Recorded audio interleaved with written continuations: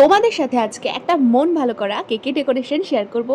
যারা হোম বেকার আমার ভিডিওটা দেখছো, একদম সিম্পল কেক বানাতে চাও, কোনো ঝুট ঝামেলা ছাড়া, কোনো নজেলের ডেকোরেশন ছাড়া, তারা কিন্তু এই ডেকোরেশনটা অবশ্যই সেভ করে রেখে। এখন তো তোমরা বলবে যে দিদি তুমি প্রথমেই তো নজল ধরে কাজ করলে, তাহলে কি করে বলছো নজল ছাড়া ডেকোরেশন?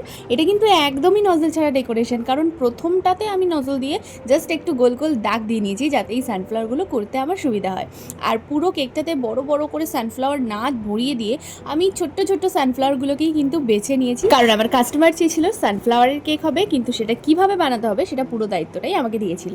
আর মন ভালো করা কাজ যখন হয় তখন কাস্টমারও যে কি খুশি হয় সেটা কিন্তু আমারই কেকের রিভিউটা পেয়েই আমি বুঝে গেছি। আর কি করি বলো তো, আমি যদি পুরো কেকের ডেকোরেশনটাই শেয়ার করি তাহলে তো তোমাদের সাথে সানফ্লাওয়ারই বানানোগুলো শেয়ার করতে হবে, কারণ এছাড়া কিন্তু এই কেকটার মধ্যে কোনো ডেকোরেশন। আর ওপরটা ঠিক যেমনভাবে ডেকোরেশন করেছি, নিচটাও কিন্তু ঠিক তেমনভাবেই ডেকোরেশনটা করেছি। বার্থডে ট্যাগ একটা দিয়েছি, যেহেতু বার্থডে কেক বার্থডে ট্যাগ ছাড়া তো চলবেই না। আর মাঝখানে যে ব্রাউন কালারটা আমি দিচ্ছি, এইটা দেওয়ার পর কেকটা আগে যেরকম দেখতে লাগছিল, কেকের লুকটাকে একেবারে চেঞ্জ করে দিয়ে পুরো ওয়াও একটা লাগছে। তোমাদেরও কি তাই লাগছে? যদি তাই হয় তাহলে এখনও কেন দাঁড়িয়ে আছো? সাবস্ক্রাইব করে ফেলো। বাই।